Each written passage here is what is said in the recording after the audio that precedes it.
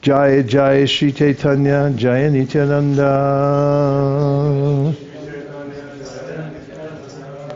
We're continuing our reading of the Śrī Caitanya Charitamrita. We've arrived at chapter 5, the activities of Sākṣi-gopāla.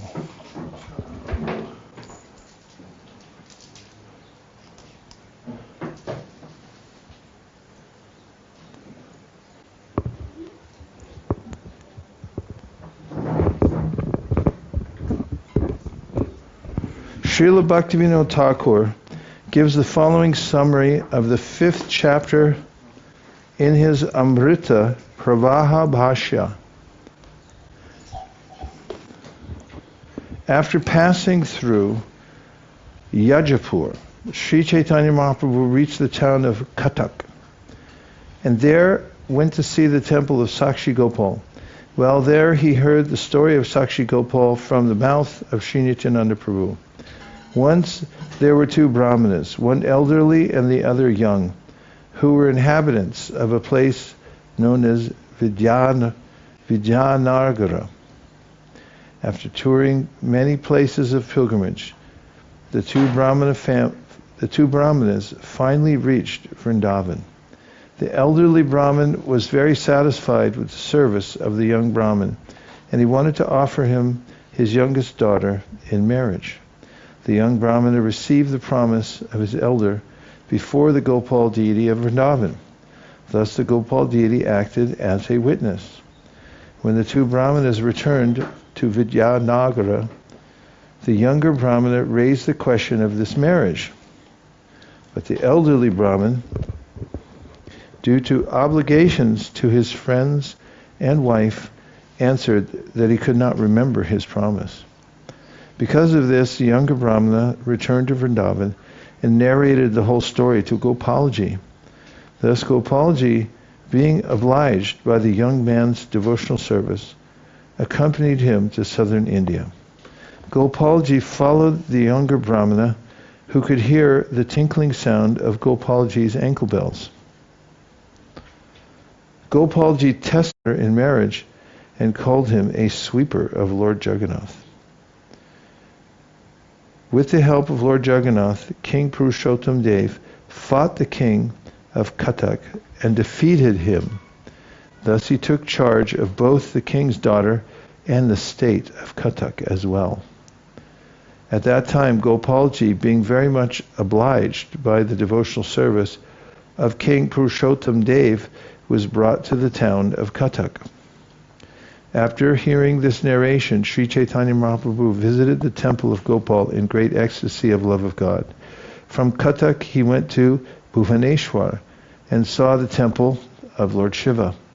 In this way he gradually arrived at Kamalapur, and on the banks of the Bargi river he came to the temple of Lord Shiva, where he entrusted his sannyas staff to Nityananda Prabhu. However, Nityananda Prabhu broke the staff into 3 pieces and threw it into the Bargi river at a place known as Ataranala.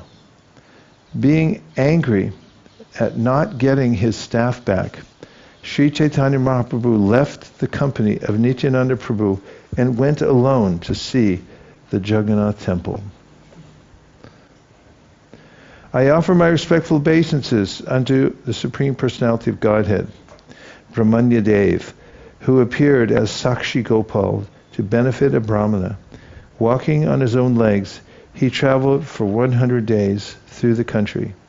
Thus his activities are wonderful. All glories to Lord Śrī Caitanya Mahāprabhu, all glories to Lord Nityananda Prabhu, all glories to Śrī Advaita Prabhu, and all glories to all the devotees of Śrī Caitanya Mahāprabhu. Walking and walking, Śrī Caitanya Mahāprabhu and his party finally arrived at Yājapura on the river Vaitarani. There he saw the temple of Varahadev and offered his obeisances unto him. In the temple of Varahadev, Śrī Caitanya Mahāprabhu engaged in chanting and dancing and offered prayers. He passed that night in the temple. Afterwards, Śrī Caitanya Mahāprabhu went to the town of Kaṭaka to see the temple of the witness Gopal. When he saw the deity of Gopal, he was very much pleased by his beauty. While there, Śrī Caitanya Mahāprabhu engaged in chanting and dancing for some time, and being overwhelmed, he offered many prayers to Gopal. That night, Śrī Caitanya Mahāprabhu stayed in the temple of Gopal, and along with all the devotees, he heard the narration of the witness Gopal with great pleasure. Previously, when Nityananda Prabhu had toured all over India to see different places of pilgrimage, he had come to see Sākṣi-gopāla at Cuttack. At that time, Nityananda Prabhu had heard the story of Sākṣi-gopāla from the townspeople. He now recited this again, and Lord Chaitanya Mahaprabhu heard the narration with great pleasure. The Sākṣi-gopāla temple is situated between the Bhuvaneshwar Khurda Road Junction railway station and the Jagannath Puri station. The deity is not presently situated in Cuttack, but when Nityananda Prabhu traveled there, the deity was present. Cuttack is a town in Orissa situated on the Mahanandi River. When Sākṣi-gopāla was brought from Vidyanagara in southern India, he stayed for some time in Cuttack. Thereafter, he was situated for some time in the Jagannath temple. It seems that the temple of Jagannath there was that in the temple there was some disagreement between Jagannath and Sākṣi-gopāla, a disagreement called prema kalaha, a quarrel of love. In order to settle this love quarrel, the king of Orissa constructed a village about 11 miles from Jagannath Puri. The village was called Satyavadi, and Gopal was stationed there. Thereafter, a new temple was constructed. Now there is a Sākṣi-gopāla station, and people go to Satyavadi to see the witness Gopal.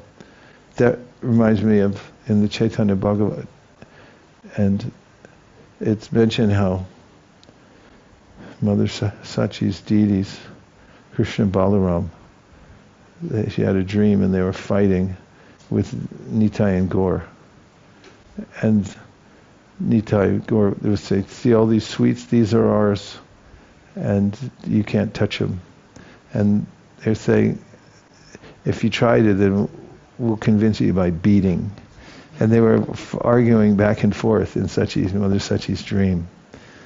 And Nityananda and Lord Chaitanya were saying, this is our age, you get out of here now. And when Sachi woke up, she told Nimai about it and said, oh, your deities are very potent. Formerly at Vidyanagara in South India, there were two Brahmanas who made a long tour to see different places of pilgrimage. First of all, they visited Gaya, then Kashi, then Prayag. Finally, with great pleasure, they came to Mathura. After reaching Mathura, they started visiting the different forests of Vrindavan and came to Govardhan hill.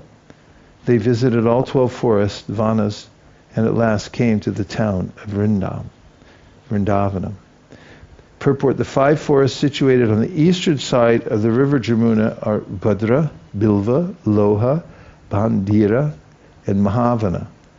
The 7 forests situated on the western side of the Jamuna are Madhu, Tala, Kamuda, Bahula, Kamya, Kadira, and Vrindavan. After visiting all these forests, these pilgrims went to a place known as Panchakroshi, Vrindavan.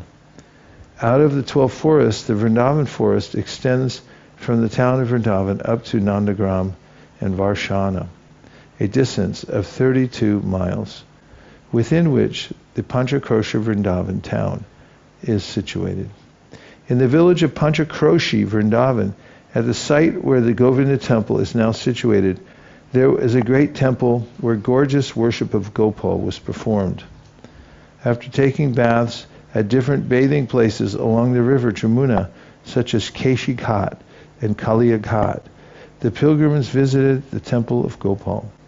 Afterwards, they took rest in that temple. The beauty of the Gopal deity stole away their minds, and feeling great happiness, they remained there for 2 or 4 days. Out of the 2 Brahmanas was an old man, and the other was young. The young man was assisting the old one. Indeed, the young Brahmana always rendered service to the older one, and the old man, being very satisfied with his services, was pleased with him. The older man told the younger, "You have rendered various types of service to me. You have assisted me in traveling to all these places of pilgrimage. Even my own son does not render such service. By your mercy, I did not become fatigued while on this tour. If I did not show you any respect, I would be ungrateful. Therefore, I promise to give you my daughter in charity." The younger Brahmana replied, "My dear sir, please hear me. You are saying something very unusual. Such a thing never happens. You are a most aristocratic family man, well educated and very rich, and I am not at all aristocratic, and I am without a decent education and have no wealth." Purport: due to pious activities, one can be enriched by 4 opulences. One may obtain birth in an aristocratic family, become highly educated, become very beautiful, or get a sufficient quantity of riches. These are symptoms of pious activities performed in one's past life. In India, it is still current for an aristocratic family never to consider a marriage with a common family. Though the caste may be the same, to maintain the aristocracy, such marriages are rejected. No poor man will dare marry the daughter of a rich man. Because of this, when the elderly Brahmana offered the young Brahmana his daughter, the young Brahmana did not believe that it would be possible to marry her. Therefore, he asked the elderly Brahmin why he was proposing something unprecedented, a sambhava. It was unheard of for an aristocratic person to offer his daughter to a person who is both uneducated and poor. "Sir, I am not a suitable bridegroom for your daughter. I render service to you only for the satisfaction of Krishna." Purport: both Brahmanas were pure Vaishnavas. The younger man took special care of the older one simply to please Krishna. In Srimad Bhagavatam 11.19.21, Krishna says, "Mad bhakta pujabhyadika." It is better to render service to my devotee.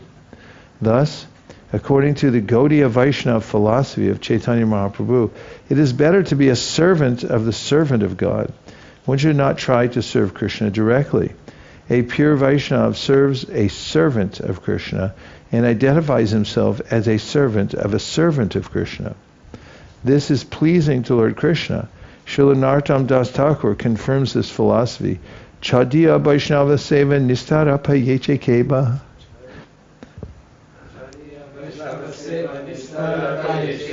Unless one serves the liberated Vaishnava, he cannot attain liberation by directly serving Krishna. He must serve the servant of Krishna.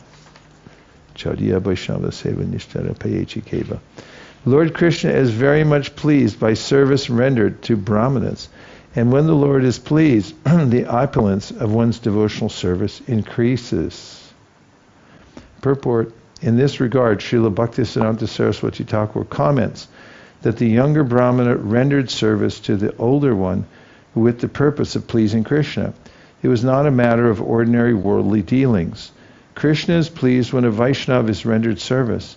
Because the younger Brahmana served the older one, Lord Gopal agreed to become a witness of the marriage negotiation in order to maintain the prestige of both devotees. Śrī Caitanya Mahāprabhu would certainly not have liked to hear about marital dealings unless such dealings were exchanged between 2 Vaishnavas. Marriage arrangements and ceremonies belong to the ordinary material karmakanda sections of the scriptures. The Vaishnavas, however, are not interested in any kind of karmakanda dealings. Śrīla Narottam Ṭhākura says, "Karma kanda, jnana kanda, kevala vishera bandha." For a Vaishnava, the karma kanda and jnana kanda sections of the Vedas are unnecessary. Indeed, a real Vaishnava takes these sections as a poison pot, vishera bandha. Sometimes we take part in a marriage ceremony for our disciples, but this does not mean that we are interested in karmakanda activities. Sometimes, not knowing the Vaishnava philosophy, an outsider criticizes such activity, maintaining that a sannyasi should not take part in a marriage ceremony between a young boy and a young girl. However, this is not a karmakanda activity. because our purpose is to spread the Krishna consciousness movement. We are giving all facility to the general populace to take to Krishna consciousness, and in order to fix the devotees in concentration on the service of the Lord, marriage is sometimes allowed. We have experienced that such married couples actually render very important service to the mission. Therefore, one should not misunderstand when a sannyasi takes part in a marriage ceremony. Śrī Caitanya Mahāprabhu and Nityananda Prabhu took great pleasure in hearing about the marriage ceremony between the young Brahmana and the daughter of the elderly Brahmana. The older Brahmana replied, "My dear boy, do not doubt me. I will give you my daughter in charity. I have already decided this." The young Brahmana said, "You have a wife and sons, and you have a large circle of relatives and friends. Without the consent of all your friends and relatives, it is not possible to give me your daughter in charity. Just consider the story of Queen Rukmini and her father, Bhishmaka.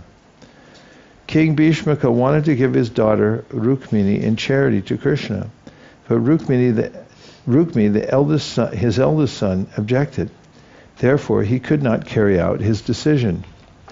As stated in Srimad Bhagavatam 10.52.25, Bandhuna michatam dhatum krishnaya vaginim nirpa tato nivaraya krishna dvid rukmi chaidyam amanyata. King Bhishmaka of Vidarbha wanted to offer Lord Krishna his daughter, Rukmini, but Rukmi, the eldest of the 5 sons, objected. Therefore, Bhishmaka withdrew his decision and decided to offer Rukmini to the king of Chedi, Shishupal, who is a cousin of Krishna's. However, Rukmini conceived of a trick. She sent a letter to Krishna asking him to kidnap her. Thus, in order to please Rukmini, who was his great devotee, Krishna kidnapped her. There ensued a great fight between Krishna and the opposing party, headed by Rukmini's brother Rukmi. Rukmi was defeated, and because of his harsh words against Krishna, was about to be killed, but he was saved at the request of Rukmini. However, Krishna shaved off all of Rukmi's hair with his sword. Sri Balaram did not like this, and so, to please Rukmini, Balaram rebuked Krishna. The elderly Brahmin said, "My daughter is my own property. If I choose to give my property to someone, who has the power to stop me? My dear boy, I will give my daughter to you in charity, and I will neglect the position of all others. Don't doubt me in this regard." The younger Brahmana replied, "If you have decided to give your young daughter to me, then say so before the Gopal deity." Coming before Gopal, the elderly Brahmin said, "My dear Lord, please witness that I have given my daughter to this boy." Purport. In India, it is still the custom for a daughter to be offered to someone simply by word. This is called Vagdatta. This means that the father, brother, or guardian of a girl has given his word that she will be married to a certain man. Consequently, that daughter cannot be married to anyone else. She is reserved by virtue of the honest words of the father or guardian. There are many instances in which parents of a female child have given someone a verbal promise that their daughter will be married to his son. Both parties agree to wait until the boy and girl are grown up, and then the marriage takes place. Following this custom, which is very old in India, the elderly Brahmana promised to give his daughter to the younger Brahmana in charity, and he promised this before the Gopal deity. In India, the custom is to honor any promise made before the deity. Such a promise cannot be cancelled. In India villages, whenever there is a quarrel between two parties, they go to a temple to settle the quarrel. Whatever is spoken in front of the deity is taken to be true, for no one would dare lie before the deity. This same principle is followed in the Battle of Kurukshetra. Therefore, in the very beginning of the Bhagavad Gita, it is stated, Dharma Kshetra, Kurukshetre, Dharmikshetri Kurukshetri. By not becoming God conscious, human society is deteriorating to the lowest standard of animal life. This Krishna consciousness movement is very essential to reviving God consciousness among the general populace. If people actually become God conscious, all quarrels can be settled outside of court, as happened in the case of the two brahmanas whose disagreement was settled by the witness of Gopal. So what did you hear in the last section? Which thing stuck?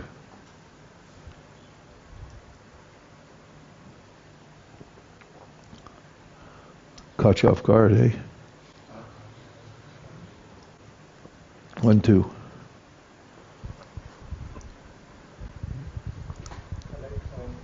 How in the story it begins like he was assisting the elder Brahman without any expectation. And when he asked, he told that I'm doing it to please Krishna, and Prabhupada clarifies in the purport that even though some of the activities it looks mundane, but if it is done to please Krishna, is in the is in the same category. Yeah. In one way you can just say that you're just assisting, taking here, there, and it can take as a material service, but then he... Thank you. Śrī Caitanya Prabhu. Prabhupada makes the point that how in those days society was very what do you call it? I mean, to paraphrase it, that aristocracy, there is a division of aristocracy even among the same caste, even though they may be brahmanas. So then they would not consider marriage from, even though they're the same caste, from a lower status. Well, I guarantee it's the same now too.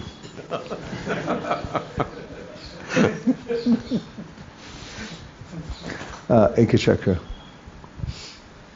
I noticed that the younger Brahmana very intelligently understood the situation from the very beginning. At first he was asking, "Are you serious?" He gave the whole situation of why it is very unlikely. And then when the older Brahmana assured him, he then asked him to speak it before the deity. So I think he played it very well. Yeah, and it's indicative of the culture of the time too, that the deity had the last word, or those who spoke before the deity considered that was the ultimate adjudication of the situation, because they would not lie before the deity. Doesn't that apply now also? Yeah. Yeah. I was contemplating the point of association, how because I've heard this section before, thinking of how when he goes back to the association of his family members, and he goes back on his word, although in the holy place on pilgrimage he was feeling one way, but then 100%. He forgot. It's politics, family politics. They threatened to, especially his wife, to commit suicide. That was a technique used. We hear about it in different places. Okay, but I'm going to commit suicide if you do this. Govardhan, you had a point? The introduction the summary that we read in the beginning of each chapter is like Prabhupada himself has given that summary, or... I'd have to research that to find out if he wrote all the summaries or if he had his staff working on them.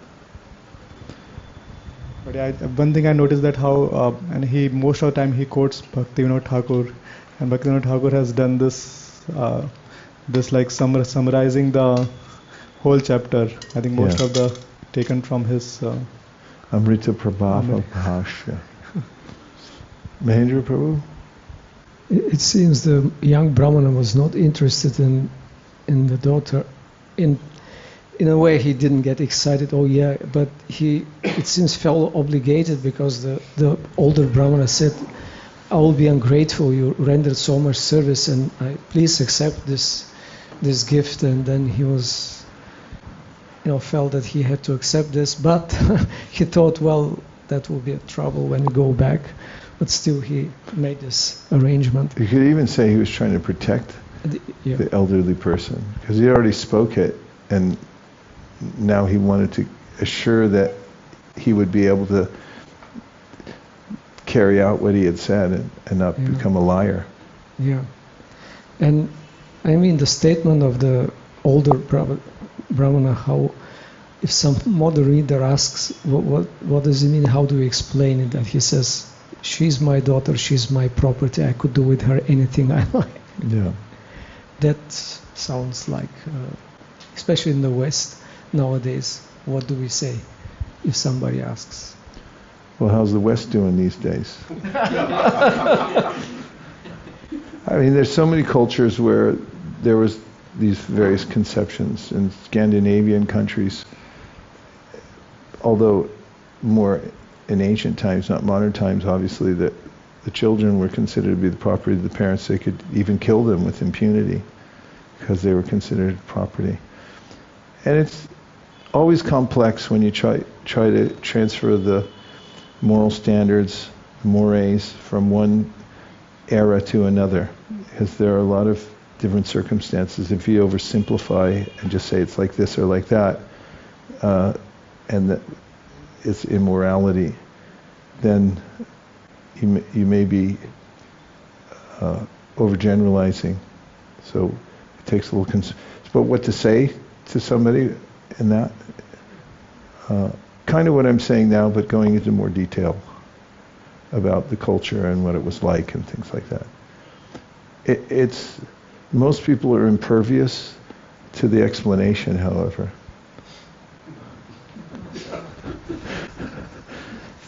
Yeah. I think when they use these kind of expressions, it's more nuanced than the literal sense of it. For example, in Vedic culture, when they say property, this means something very valuable to them. So then they make proper decisions with valuable things. So there are certain nuanced It won't pass the Oprah test, though, which is like, here's explain yourself on national television. Prabhu? I agree with you, but I'm saying that they're impervious to such things. I appreciate it. How it makes the point that it's very important to Krishna, the service to the Brahmanas, or Vaishnava Seva, and then thus pleases Krishna. When Krishna is pleased, the opulence of one's devotional service increases. Yeah. Quite noticeably. And that relates to the point that somebody made earlier about Yājapura prapadyate, I think Akshobhyatirtha. Prabhu had mentioned, because Krishna is reciprocating with the devotees' service mood, and it becomes obvious to the devotee, and becomes obvious to everybody else. You can see Madhavendra Puri, everyone can see. And look at Prabhupada, how Krishna reciprocated with his vyavasayatmika bhuti towards the spiritual master. Okay, Nanda. In one sense, it could be summed up by saying It means what?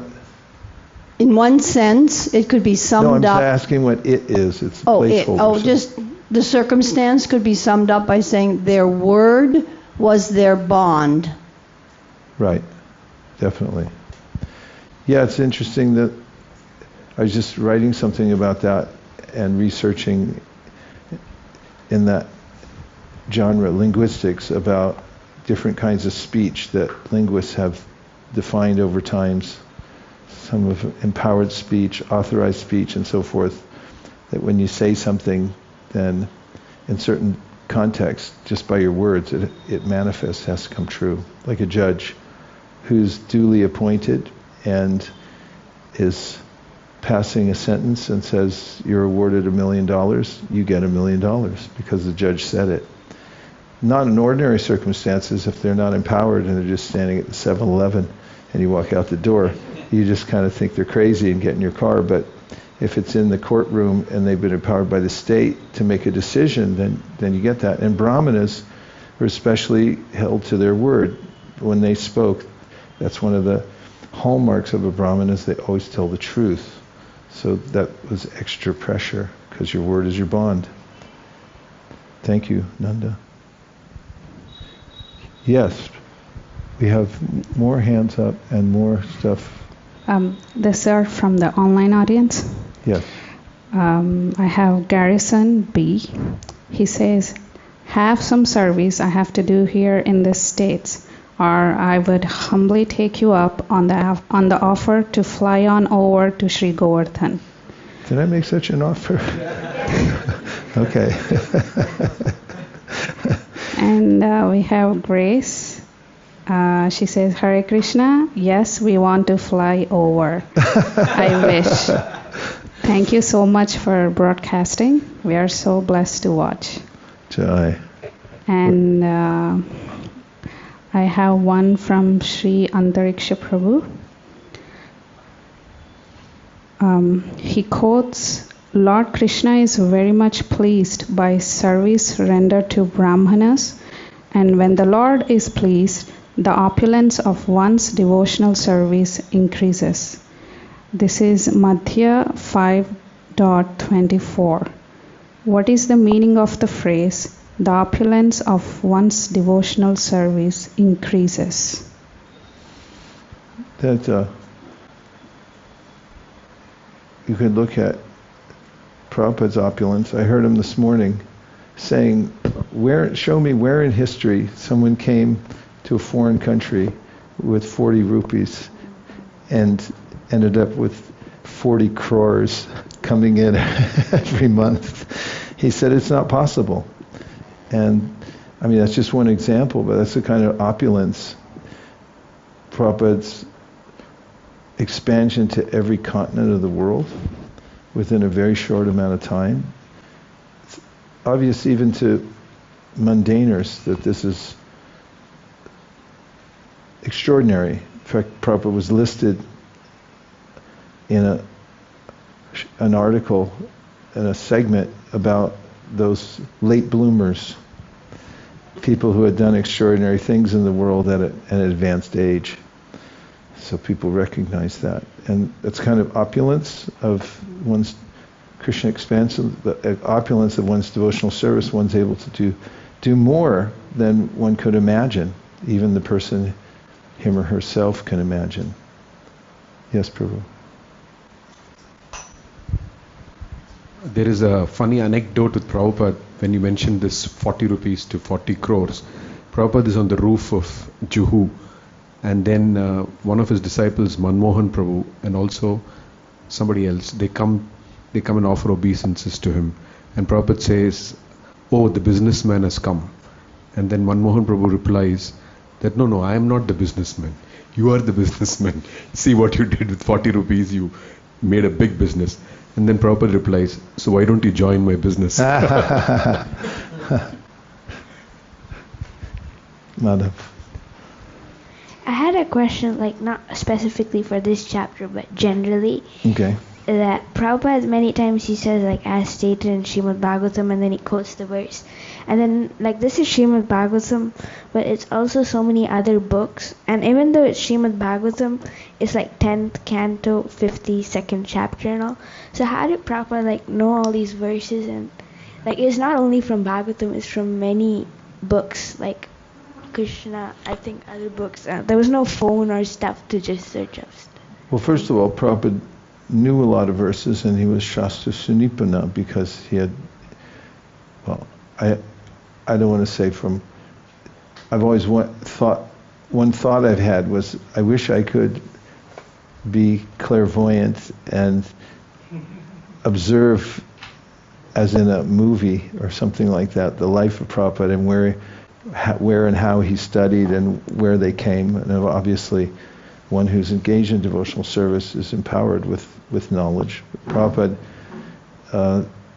dedicated his life to hearing and chanting. And because of that, he knew these verses. But also, when Prabhupada was writing, he had reference material in front of him. So when he's writing the Srimad Bhagavatam, he had a book in Bengali that has commentaries of multiple acharyas summarized in front of him. And so when he's holding the dictaphone and you see a big red covered book on his desk and he's looking at it, so he reads the verse, then he looks at all the commentaries, and you can pick up what other acharyas have said. For instance, in the first canto, second verse, Dharma Projita Kaitavo, the verse ends in Sadyo Hridya Varudite Trakriti Bishu Shushuvish Takshanat. And there's a commentary on that from Vishwanath Chakravarti Ṭhākura, who refers to 11th canto, 2nd chapter, 55th verse, which is Vikriditam Raja Vadur. No, that's not it. That's another verse. It's a Ristrijati Hridayam Nayasya Sakshat Darir Avasha Abhihito Pyagoganasha Pranaya Rasana Dritangri Padma.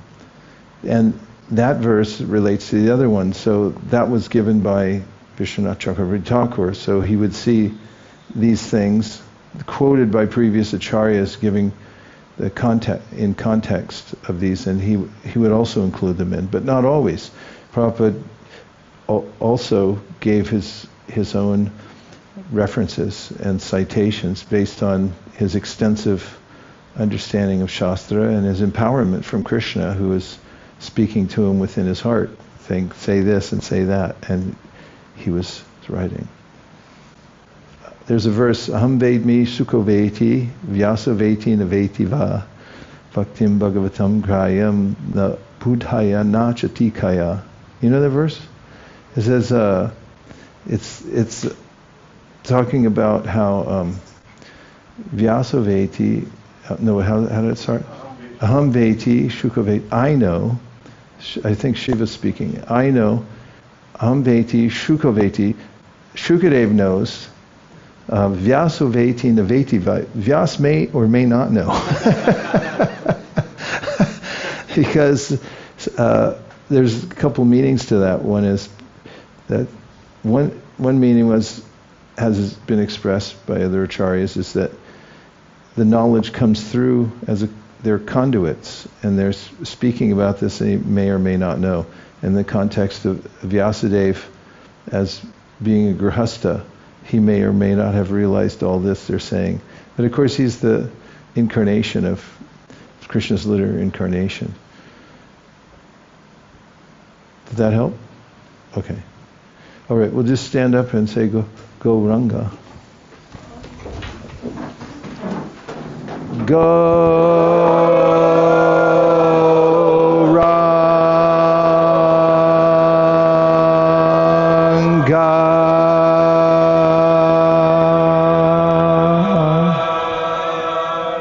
One more time.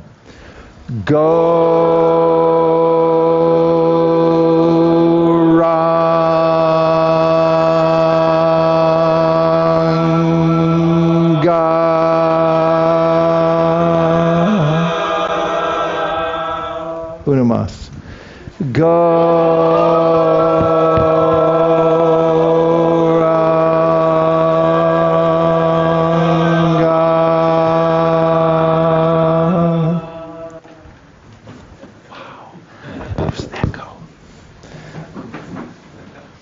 Thank you, everyone. And now we are continuing.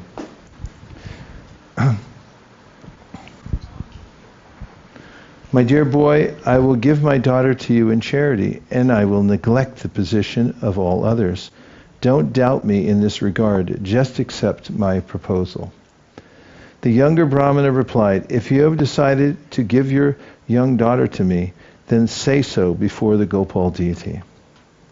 Coming before Gopal, the elderly Brahmin said, my dear Lord, please witness that I have given my daughter to this boy. In India, it is still the custom for a daughter to be offered to someone simply by word. Did I read this? Yes, I did. Text 33. Then the younger Brahmana addressed the deity, saying, my dear Lord, you are my witness. I shall call for you to testify if it is necessary later on. After these talks, the two Brahmanas started for home. As usual, the young Brahmana accompanied the elderly Brahmin as if the older Brahmin were a guru, spiritual master, and rendered him service in various ways. After returning to Vidyanagar, each Brahmana went to his respective home. After some time, the elderly Brahmana became very anxious. He began to think, I have given my word to a Brahmana in a holy place, and what I promised will certainly come to pass. I must now disclose this to my wife, sons, and other relatives and friends. Thus, one day the elderly Brahmin called for a meeting of all his relatives and friends, and before them all he narrated what had taken place in front of Gopal. When those who belonged to the family circle heard the narration of the old Brahmana, they made exclamations showing their disappointment. They all requested that he not make such a proposal again. They unanimously agreed, if you offer your daughter to a degraded family, your aristocracy will be lost. When people hear of this, they will make jokes and laugh at you. The elderly Brahmin said, how can I undo the promise I made in a holy place while on pilgrimage? Whatever may happen, I must give him my daughter in charity. The relatives unanimously said, if you give your daughter to that boy, we shall give up all connection with you. Indeed, his wife and sons declared, if such a thing happens, we shall take poison and die. The elderly Brahmana said, if I do not give my daughter to the young Brahmana, he will call Śrī-Gopāla as a witness. Thus, he will take my daughter by force, and in that case, my religious principles will become meaningless. His son replied, the deity may be a witness, but he is in a distant country. How can he come to bear witness against you? Why are you so anxious over this? You do not have to flatly deny that you spoke such a thing. There is no need to make a false statement. Simply say that you do not remember what you said. That's where it all started. If you simply say, I do not remember, I shall take care of the rest. By argument, I shall defeat the young Brahmana. Purport. By that I meant people do that all the time now. It's like a legal dodge, because if you, under oath, if you lie, then you can be prosecuted for it. But if you say you can't remember.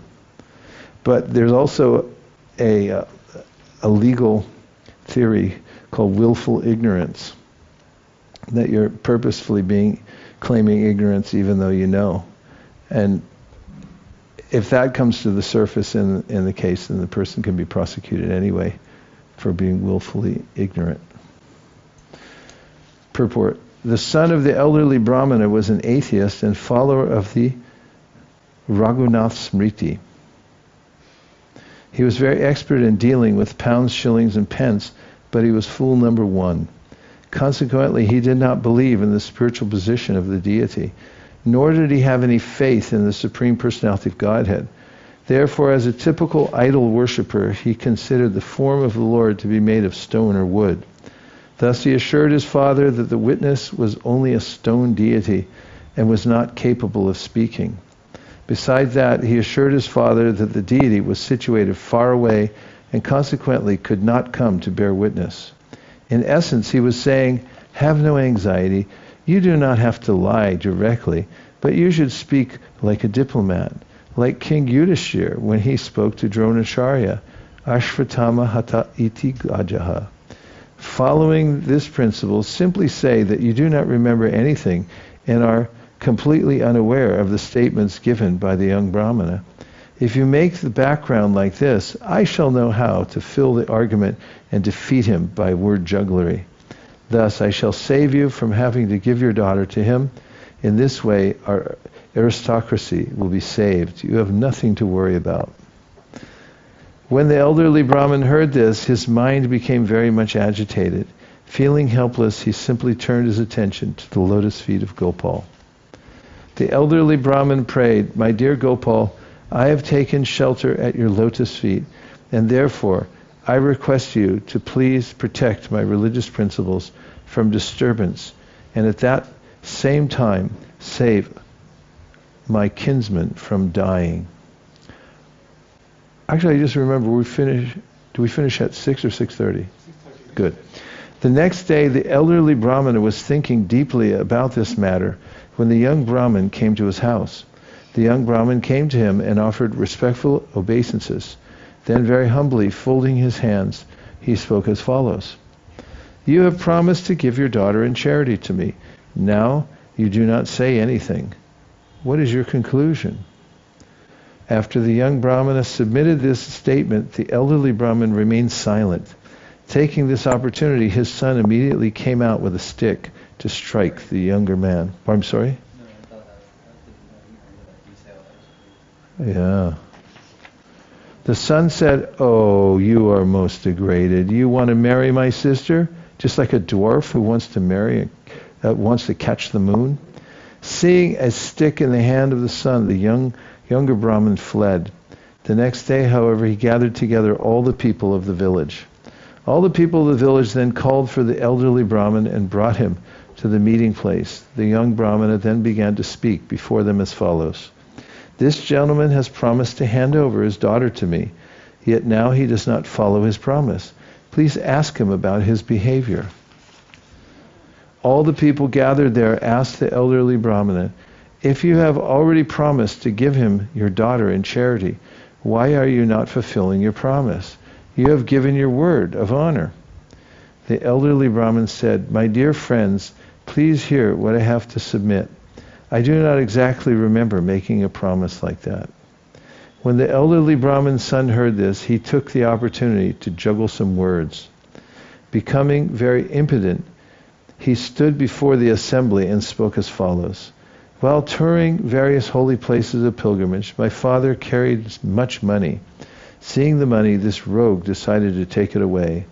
There was no one besides this man with my father. Giving him an intoxicant known as Dhutura to eat, this rogue made my father mad. Having taken all my father's money, this rogue claimed that it was taken by some thief. Now he is claiming that my father has promised to give him his daughter in charity. All of you assembled here are gentlemen. Please judge whether it is befitting to offer this poor Brahmana my father's daughter. Hearing all these statements, all the people gathered there became a little doubtful. They thought it quite possible that because of attraction for riches, one might give up his religious principles. At that time, the young Brahmana said, my dear gentlemen, please hear. Just to gain victory in an argument, this man is lying. Being very satisfied with my services, this Brahmana said to me, of his own accord, I plan to hand over my daughter to you. At that time, I forbade him to do this, telling him, O best of the Brahmins, I am not a fit husband for your daughter. Whereas you are a learned scholar, a rich man belonging to an aristocratic family, I am a poor man, uneducated, and with no claim to aristocracy. Still this Brahmana insisted. Again and again he asked me to accept his proposal, saying, I have given you my daughter, please accept her. I then said, please hear, you are a learned Brahmana. Your wife, friends, and relatives will never agree to this proposal. My dear sir, you will not be able to fulfill your promise. Your promise will be broken. Yet again and again the Brahmin emphasized his promise. I have offered you my daughter. Do not hesitate. She is my daughter, and I shall give her to you. Who can forbid me? At that time I concentrated my mind and requested the Brahmana to make the promise before the Gopal deity. Then this gentleman said in front of the Gopal deity, my dear Lord, please bear witness. I have offered my daughter to this Brahmana in charity. Accepting the Gopal deity as my witness, I then submitted the following at his lotus feet. If this Brahmana later hesitates to give me his daughter, my dear Lord, I shall call on you as a witness. Please note this with care and attention. Thus I have called upon a great personality in this transaction. I have asked the Supreme Godhead to be my witness. The entire world accepts the words of the Supreme Personality of Godhead. Purport: although the young Brahmana described himself as having no claims to aristocracy and being an uneducated common man, still he had one good qualification. He believed that the Supreme Personality of Godhead was the topmost authority. He accepted the words of Lord Krishna without hesitation, and he had firm faith in the Lord's consistency. According to Prahlad Maharaj, another authority on the Supreme Personality of Godhead, such a staunch and faithful devotee of the Lord must be understood to be a most learned scholar.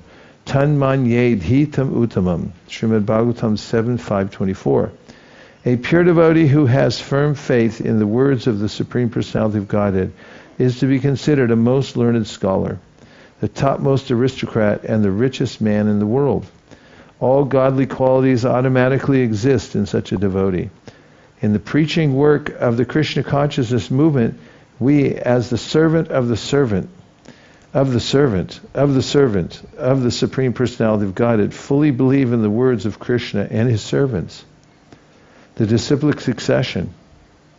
In this way, we are presenting the words of Krishna throughout the world, even though we are neither a rich man nor a very learned scholar. And even though we do not belong to any aristocracy, this movement is still being welcomed and is very easily spreading all over the world. Although we are very poor and have no professional source of income, Krishna supplies money whenever we need it. Whenever we need some men, Krishna supplies them. Thus it is stated in the Bhagavad Gita, Yam labba chaparam labam manyante nadikam tata. Actually, if we can attain the favor of the Supreme Personality of Godhead Krishna, we do not need anything else. We certainly do not need those things which a mundane person considers to be material assets. Taking this opportunity, the elderly Brahmin immediately confirmed that this was really true. He said, if Gopal personally comes here to serve as a witness, I shall surely give my daughter to the young Brahmana. The elderly Brahmin's son immediately confirmed this, saying, yes, this is a very nice arrangement. As the super soul within the heart of all living entities, Krishna knows everyone's desire, everyone's request, and everyone's prayer. Although all these may be contradictory, the Lord has to create a situation in which everyone will be pleased. This is an instance of a marriage negotiation between an elderly Brahmin and a youthful one. The elderly Brahmin was certainly willing to give his daughter in charity to the young Brahmin, but his son and relatives became impediments to this transaction. The elderly Brahmin considered how to get out of this situation and still offer his daughter to the young Brahmana. His son, an atheist and very cunning fellow, was thinking of how to stop the marriage. The father and son were thinking in a contradictory way, yet Krishna created a situation wherein they agreed. They both agreed that if the Gopal deity would come and serve as a witness, the daughter would be given to the young Brahmana. The elderly Brahmana thought, since Lord Krishna is very merciful, he will certainly come to prove my statement. The atheistic son thought, it is not possible for Gopal to come and bear witness. Thinking thus, the father and son agreed. The young Brahmana took this opportunity to speak. Please write this down on paper in black and white, so that you may not again change your word of honor. All the assembled people got this statement down in black and white, and taking the signatures of agreement from both of them, served as the mediators. The young Brahmana then said, will all of you gentlemen present please hear me? This elderly Brahmana is certainly truthful and is following the religious principles. He had no desire to break his promise, but fearing that his kinsman would commit suicide, he deviated from the truth. By the piety of the elderly Brahmana, I shall call the Supreme Personality of Godhead as witness. Thus I shall keep his truthful promise intact. Hearing the emphatic statement of the younger Brahmana, some atheists in the meeting began to cut jokes. However, someone else said, after all, the Lord is merciful, and if he likes, he can come. I really like that verse, because you can just see the dichotomy in the crowd and the difference between people who are naturally atheistic and the people who are naturally pious. It comes out in one verse. It's like hearing the emphatic statement, young Brahmins, some atheists, they cut jokes. And the other people, isn't it heart melting? And they have so much natural faith, sukriti in their heart. They say,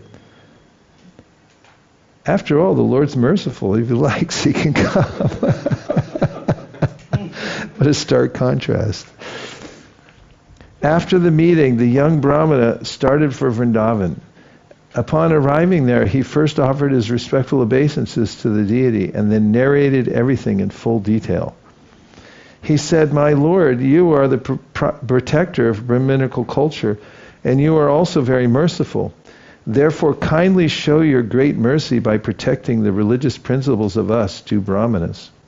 My dear Lord, I am not thinking to become happy by getting the daughter as a bride.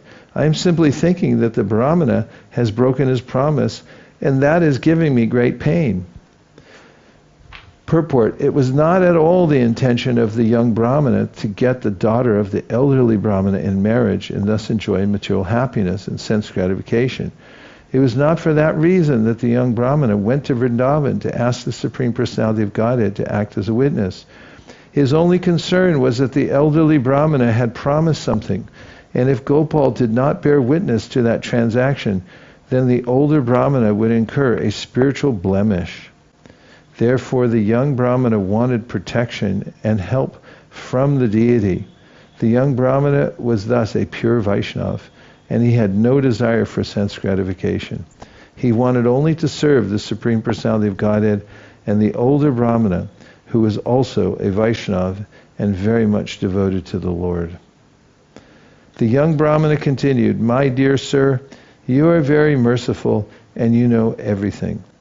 Therefore, kindly be a witness in this case. A person who knows things as they are and still does not bear witness becomes involved in sinful activities."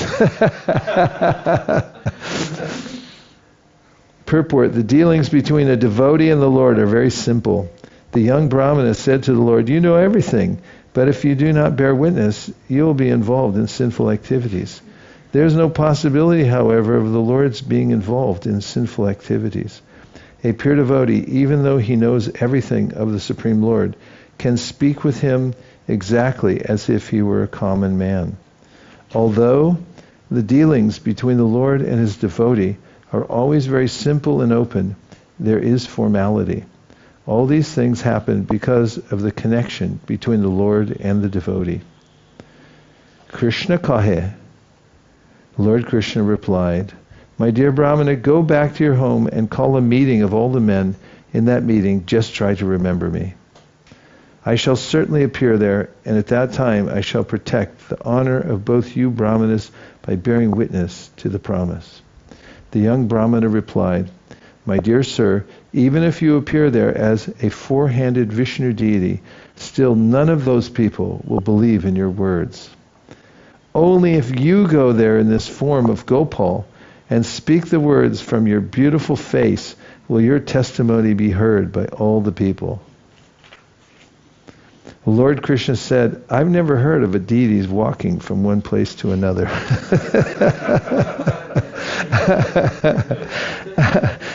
The Brahmana replied, "That is true, but how is it that you are speaking to me although you are a deity?" And then there's this verse. This is in our Padati, actually. Pratima nahi tumi, sakshat vrajendra nandana, vipralagi karatumi, akarya karana. My dear Lord, you are not a statue. You are directly the son of Maharaj Nanda. Now for the sake of the old Brahmana, you can do something you have never done before. Śrī Gopalji then smiled and said, "My dear Brahmana, just listen to me. I shall walk behind you, and in this way I shall go with you." Purport: the conversation between Lord Sri Krishna and the Brahmana is proof that the Lord, in his Arsha Murti, or form made of material elements, is not the Lord. We have to accept the fact that the Nitya Siddhas are completely distinct from the Nitya Baddhas, who are ordinary human beings. Śrīla Narottam Das Thakur confirms this statement. Gaurangera Sangigane Nitya Siddha Karimane Se Jaya Rajendra Sutapash Shri Goda Mandala Bhumi Jeba Jani Chintamani Tar Hoy Raja Bhumi Bas. One who accepts the associates of Lord Chaitanya Mahaprabhu as Nitya Siddhas is certainly to be elevated to the spiritual kingdom to become an associate of the Supreme Lord. One should also know that Gauda Mandala Bhumi, those places in Bengal where Sri Chaitanya Mahaprabhu stayed, are equal to Vrajabhumi or Vrindavan. There is no difference between the inhabitants of Vrindavan and those of Gauda Mandala Bhumi or Sridham Mayapur. Special request, can we do a Navy SEALs operation and bring the harmonium out here? It's back there, and there's a little table back there, a plastic table. You got to throw that up here too. I can't see the outside people's party anymore.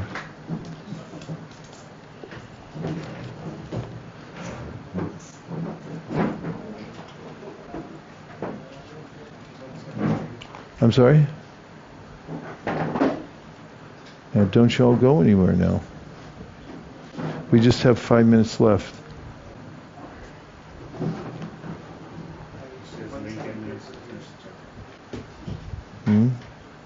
There's the outside people's party. I keep losing my markers because there's so many markers in this book from the last time we read it. 178. We did 178? Well, that's not good. Still falling apart, falling behind.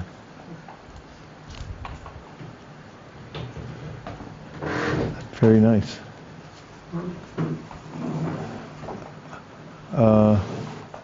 Yeah, needs some percussion. Can distribute accordingly.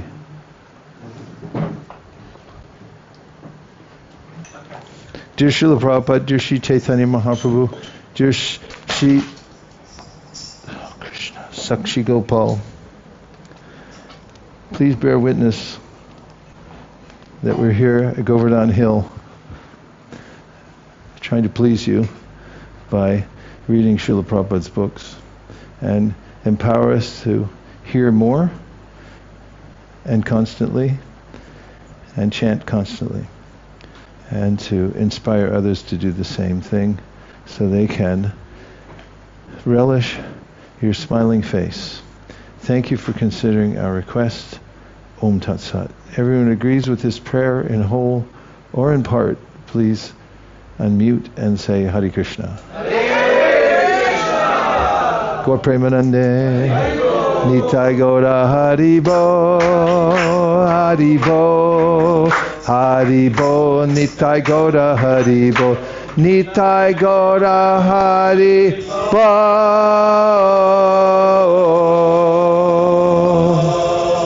Haribo, Haribo, Nitai Gaura Haribo.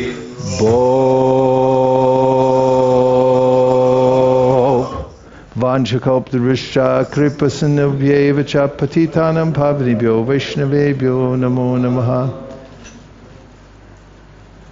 Free gift.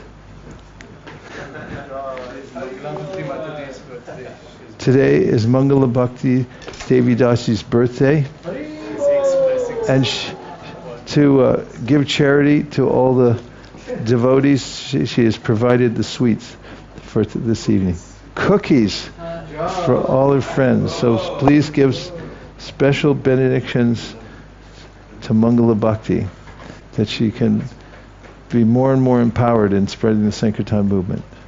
Hare Krishna. Hare Krishna,